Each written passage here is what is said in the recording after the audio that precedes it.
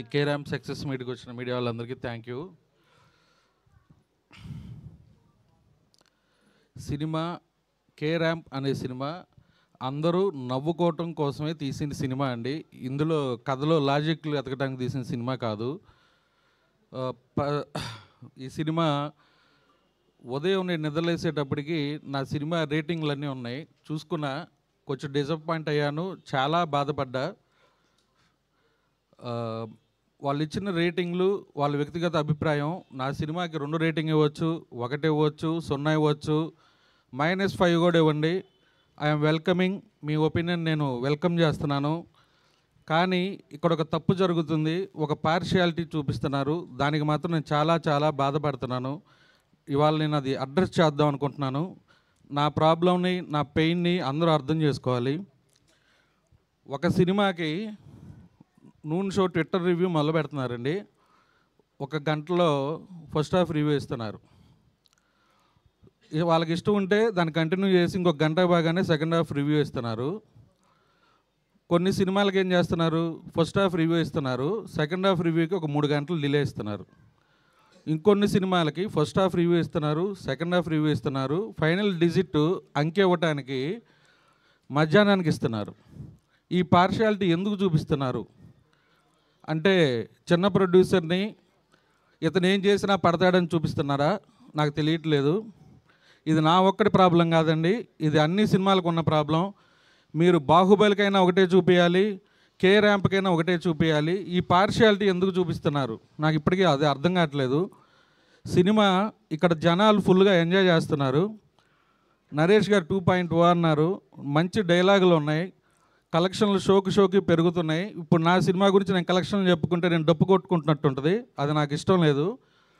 మీకు వైజాగ్ కలెక్షన్లు తెలియాలంటే మూవీస్ ఫర్ యూ ట్విట్టర్లోకి వెళ్ళి ఫాలో అయితే మార్నింగ్ షో మా సినిమా కలెక్షన్లు ఏమున్నాయి, మ్యాట్ని ఏమున్నాయి అనేది తెలుస్తుంది. అలాగే దేవిప్రియ ఉంటారు, ఆయన ఈస్ట్ గోదావరి కలెక్షన్లు ఉంటాయి.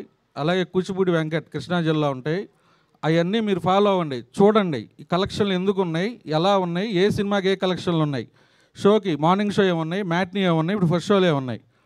Matinee Sriramulu full, Hitech full, Hyderabad సిటీలో విశ్వనాథ్ ఫుల్లు, ఆల్రెడీ నెక్స్ట్ 2 షోలు 3 షోలు కూడా ఫుల్ అవుతున్నాయి.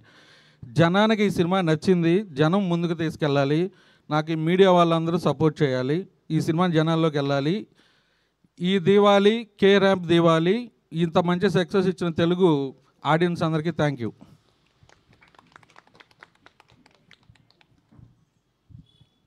ఫస్ట్ థ్యాంక్ యూ అండి అందరు ఇక్కడికి వచ్చినందుకు. జనాలందరూ ఎంజాయ్ చేస్తున్నారు, ఇక్కడికి వచ్చిన చాలామంది కూడా ఫిలిం చాలా అదిరిపోయిందని చెప్తున్నారు. Thank you so much. As a debut డైరెక్టర్గా ఒక సినిమా తీసినప్పుడు పొద్దున్న లేయంగానే సార్ చెప్పినప్పుడు ఆ రివ్యూస్ చూసుకున్నప్పుడు ఏం అర్థం కాలేదు ఒక సెకండ్. ఈవెన్ శ్రీరాములు 8:15 షోకి వెళ్ళే వరకు కూడా అది ఏంటి, ఎక్కడ తప్పు జరిగింది, ఏదైతే ఓట్స్ వాడారో రివ్యూస్లో అది కాదు కదా మన సినిమా, ఎంటర్టైన్మెంట్ కోసం తీసాం, ప్రాపర్ ఫెస్టివల్ని ఏం చేసి తీసాం. అండ్ ఒక హీరో హీరోయిన్ క్యారెక్టరేషన్ని ఇచ్చేసి ఒక పేరెంట్స్ ఎలా సఫర్ అవుతున్నారు ఒక చిన్న మెసేజ్తో తీసాం. ఎందుకు ఇలా అవుతుందని చెప్పి ఫుల్ ఇదైపోయానండి.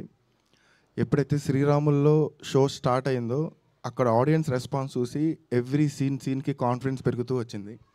ఇంటర్వెల్ బ్లాక్ అవ్వగానే ఒక 50% కాన్ఫిడెన్స్ పెరిగింది.